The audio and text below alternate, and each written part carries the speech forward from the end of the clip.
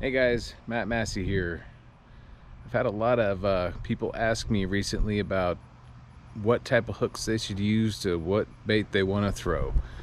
So today I'm going to do a quick little video on 3 or 4 different hooks and what type of baits you can put on those hooks and make your presentations a little more effective while you're fishing.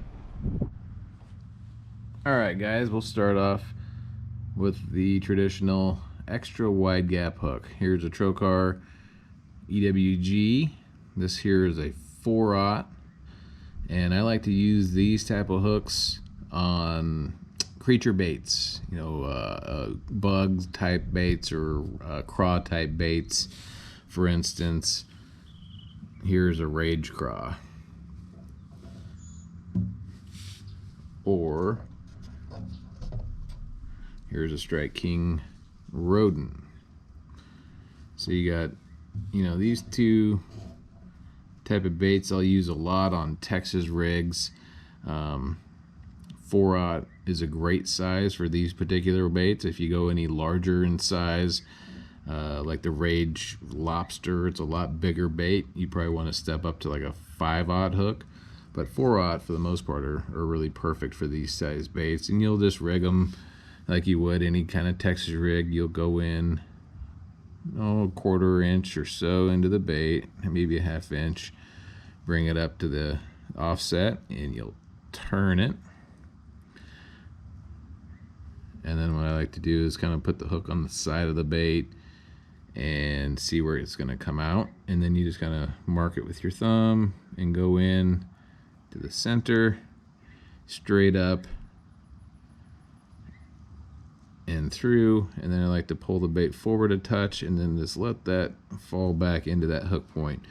So that hook point's covered with the skin of that plastic to make it weedless, and it'll pop out when a hook grabs it and you set the hook. This is very important that you rig it on there straight. If you get these hooks coming out of the bait crooked, what happens is your bait will spiral and twist in the water, and then your line twists, and then you got nothing but problems. So make sure you rig these on there straight and you won't have any issues. So you can rig these particular baits very same. That's how I use the extra wide gap hook. Now for the straight shank worm hook, offset worm hook, this here is a 3/0 offset, so it still has your little offset. That's to keep your bait on the hook, but it has a straight shank here versus the wide gap. So the straight shank works better on worm type baits. Like here's a Strike King finesse worm, and this is a very good way to fish it on a Texas rig. You don't have to use it on a shaky head, but you can put it on a little Texas rig, a little finesse-y type presentation. Rig it just like you would any other Texas rig. I like to come through, make sure it's center in the bait, come out, and then just tuck the skin. This typically would be tied on the line, but I'm just showing you different hooks to different baits today. So that's how I would fish that on the straight shank hook with this little type finesse worm. You don't need that big offset like you would on the creature baits. With these thinner baits, you don't need those big hooks. So use a straight shank worm hook for any type of worm. If you're going to use a bigger worm, say like this Recon worm that Strike King makes, I would probably step up to, you could use an offset wide gap hook on this, or you can use a straight shank hook like this one, but I would step up to like a 4 or 5 or 6/0. Depends on how big a worm you got. This particular worm, I'd probably put in a 5/0 hook to throw that. Now they also make a straight shank hook without the offset, but it just has this little keeper on here. So that keeper is a different type of hook. You can see the difference here. One's got the offset, one has the keeper. Now this type of thing is a very light wire, and I use these quite often on a drop shot, a weedless drop shot. So you'll tie it on like your normal drop shot,